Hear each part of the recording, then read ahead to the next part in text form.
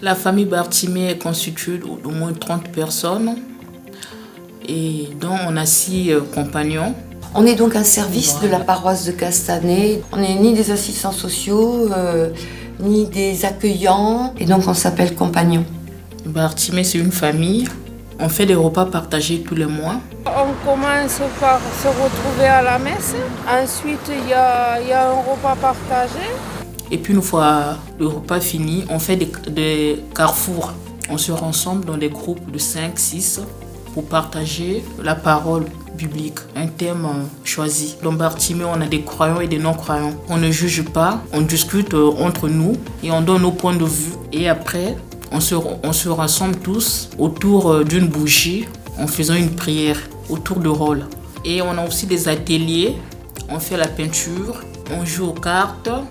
Il y a tellement de gens qui sont dans une extrême solitude. Il faut offrir des lieux comme ça dans l'église, sans prétention, très humblement, sans avoir de réponse et sans prétendre surtout résoudre quoi que ce soit.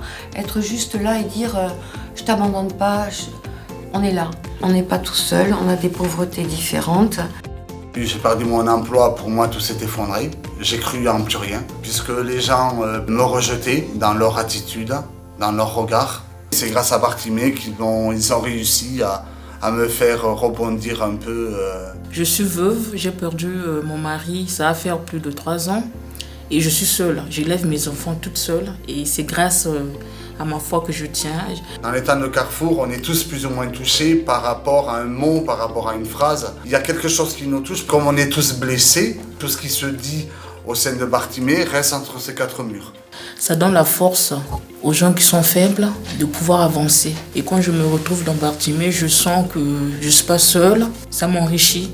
Comme je suis seule, ça m'apporte de ne pas être trop isolée et de rencontrer du monde. Moi, ça me permet aussi de m'évader, de sortir de chez moi. Je ne suis pas du tout croyant, je n'ai pas cette foi-là. Je cherchais des gens sincères, avec qui je pouvais discuter, échanger, sans être jugé. Et que le climat de confiance pouvait être réciproque.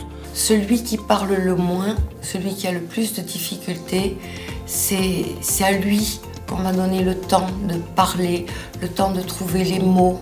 Les personnes qui sont très blessées ont beaucoup de mal et certaines mettent des fois des années à exprimer et leur souffrance et comment elles ont réussi petit à petit à tenir et qu'est-ce qui les fait tenir. Il y a une confidentialité, on ne répète rien, mais il y a une telle confiance entre nous, ils savent que leur parole est vraiment prise en compte. Nous les écoutons et quelque part on se laisse vraiment interpeller, toucher par ce qu'ils vivent, au point que nous les compagnons, mais aussi toutes les personnes du petit groupe, petit à petit sont transformés. Commençons par le plus petit.